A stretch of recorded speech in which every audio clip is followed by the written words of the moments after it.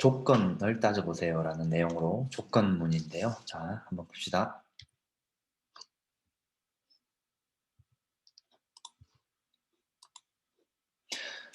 어, 자, 우리가 배워야 될 학습 내용 볼게요.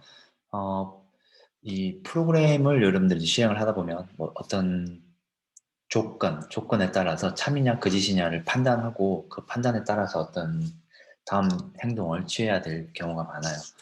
자, 그래서 조건을 따지고 어떻게 해야 되는지를 우리가 한번 살펴볼 거고, 그리고 참과 거짓, 그리고 관계 연산자, 그리고 이 문법적인 내용, if, else, 뭐 이런 문법적인 내용, 그리고 복잡한 조건을 표현하고 처리하는 것에 대해 학습하고, if, if, else. 뭔가 좀 특이하죠? 자, 이와 같은 문법 내용들, 그리고 복잡한 조건의 상황에서 조건문이 뭔가 좀 복잡한 경우, 우리가 어떻게 처리를 해야 되는지, 이런 부분들. 그리고 조건이 여러 개 있는 경우, 조건을 중첩해서 사용해야 되는 경우, 어떻게 처리해야 되는지, 이런 부분들 같이 한번 살펴볼게요. 그리고 뒤에 있는, 여러분들이 실습을 하고 또는 과제로 풀어봐야 될 내용들을 이 쭉 맵에서 한번 뭐 사실 실습을 해볼 부분이죠, 여러분들이. 자, 그리고 이 중에서 제가 몇 가지를 과제를 어, 출제를 하면 여러분들 이제 제출을 하는 방식으로 자, 진행을 할게요. 조건을 왜 따져야 되는지를 한번 살펴봅시다. 조건을 따져서 서로 다른 동작을 하도록 하는 것은 컴퓨터 프로그램에서 아주 중요하다.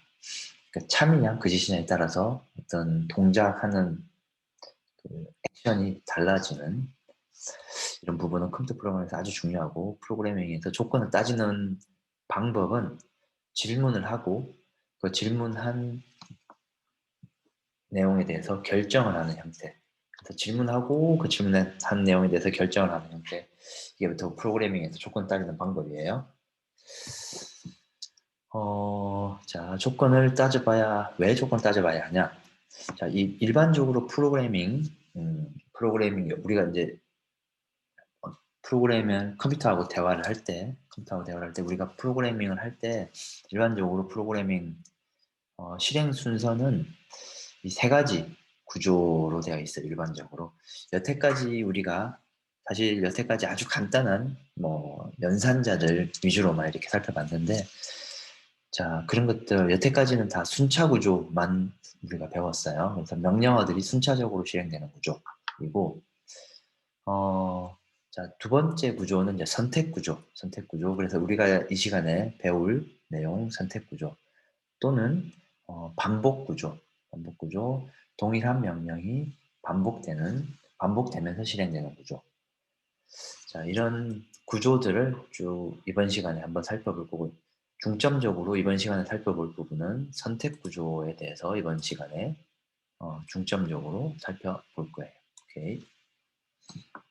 자, 그림에서 보는 것처럼 이렇게 차례대로 실행되는 구조가 순차 구조, 우리가 여태까지 살펴봤던 대부분의 구조들은 순차 구조였고, 자, 선택 구조는 자, 어떤 조건이 있으면은 그 조건이 참이면은 실행해야 될 내용이 이 내용이고, 조건이 거짓이면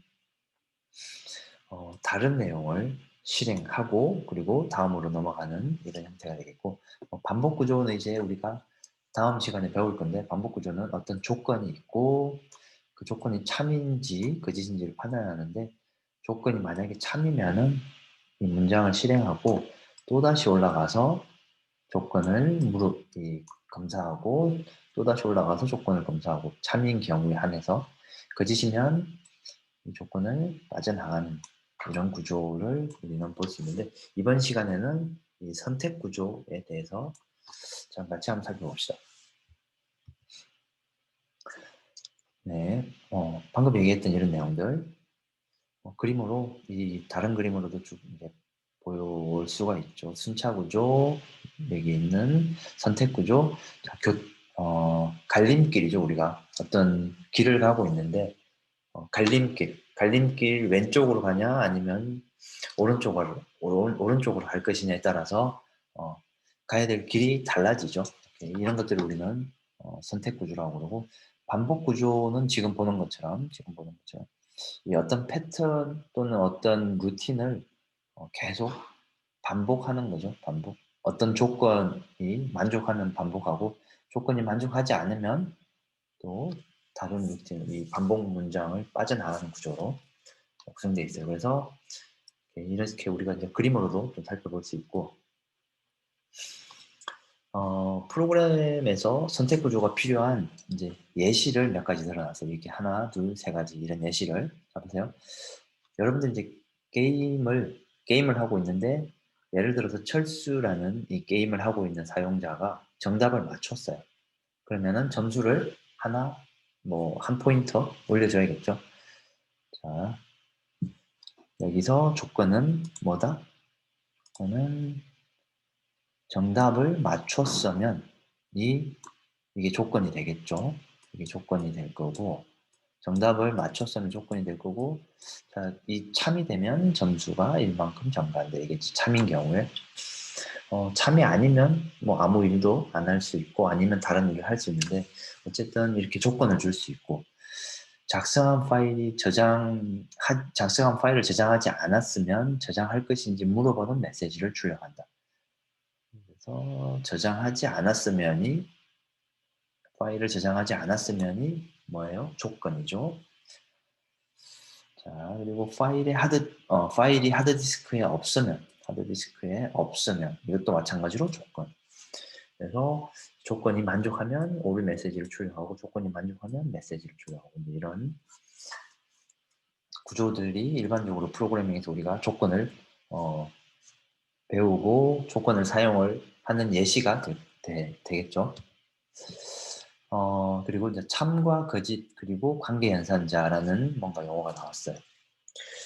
우리가 일반적으로 알고 있는 명제, 그러니까 참인지 거짓인지 판단할 수 있는 어떤 문장을 우리는 보면, 지금 5문장이 여기 쭉 나와 있어요. 어떤 명제가 있는데 5문장이 있어요. 자, 1번부터 5번까지 있으면 이 5문장들은 뭐 1번, 2번은 수식이고 3번하고 5번은 문장이 되는데, 모두 참인지 거짓인지 우리가 판단할 수 있겠죠. 판단할 수 있어요. 그래서 자, 1번 문장은 참이죠. 그렇죠? 이게 이제 여러분들 헷갈리면 안 돼요. 이게 이제 수학식이죠. 수학식. 컴퓨터에서 우리가 배웠던 어사이먼트하고는 또 다른 수학식이죠. 그래서 이게 참이고, 자, 2번 문장은 거짓이죠. 그래서 true, 그러니까 false, 거짓. 그래서 한라산은 제주도에 있다. true, 수학책은 두껍다. 잠깐만요. 4번 문장은 우리가 명제는 아니네요. 참인지 거짓인지 우리가 판단할 수는 없네요. 이 책 기준에 따라서 다르기 때문에 4번은 사실 명제가 아니고, 자, 얘네들은 우리가 판단할 수 있어요.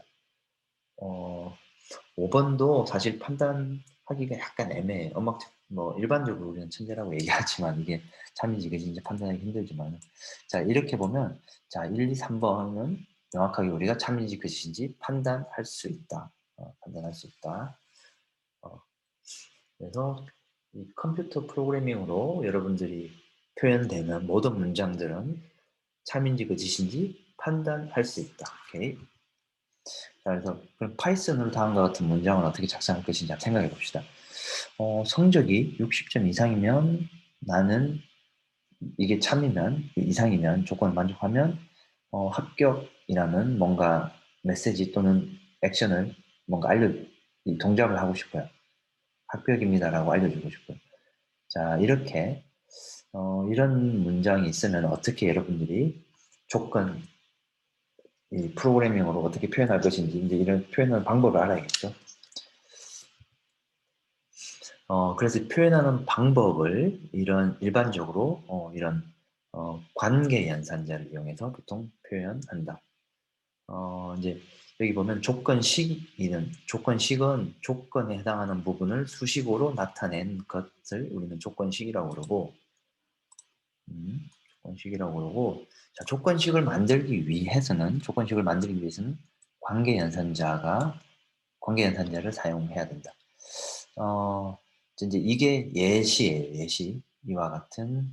그래서 파이썬에서 이제 x하고 y라는 변수가 두 개 변수가 있다고 가정하고 자 이제 이런 수식이 있으면은 x 이 땡땡 그러니까 이게 이제 사실은 우리가 수식에서 알고 있는 이퀄 덩어 연산자예요. 덩어 연산자.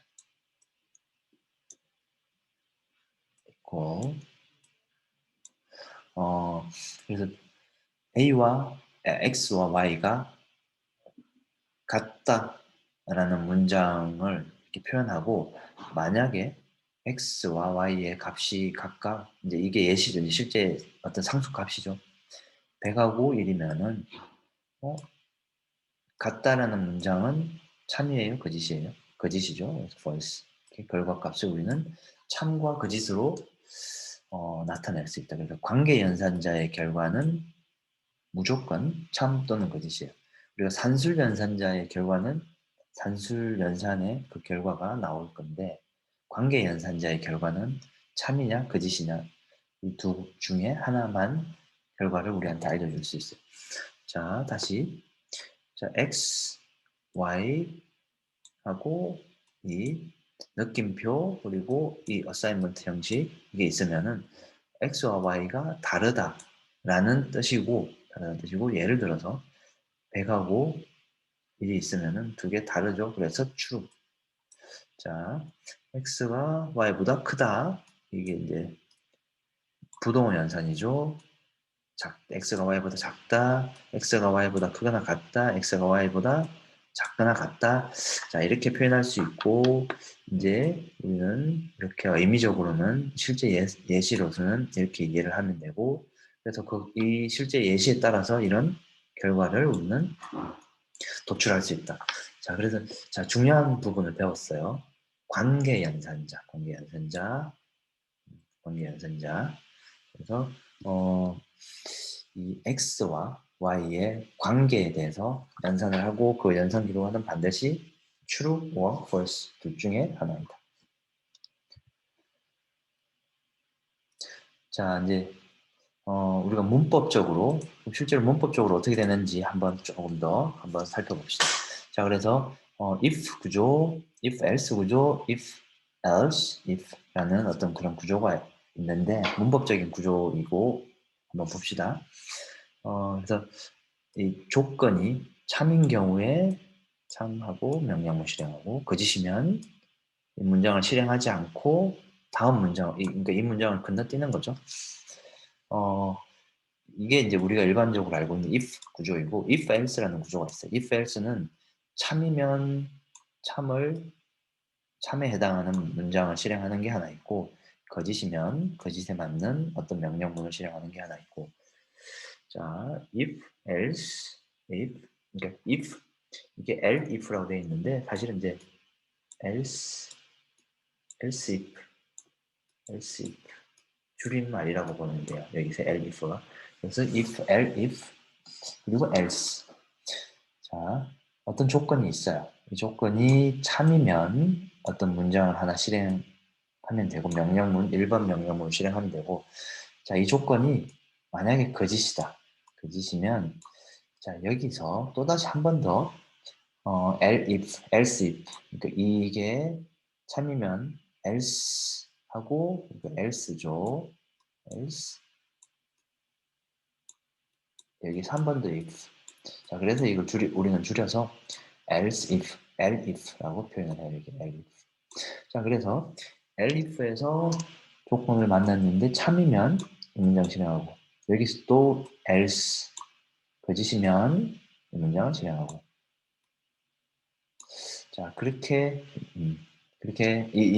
이와 같은 방식으로 프로그램이 실행될 수 있다.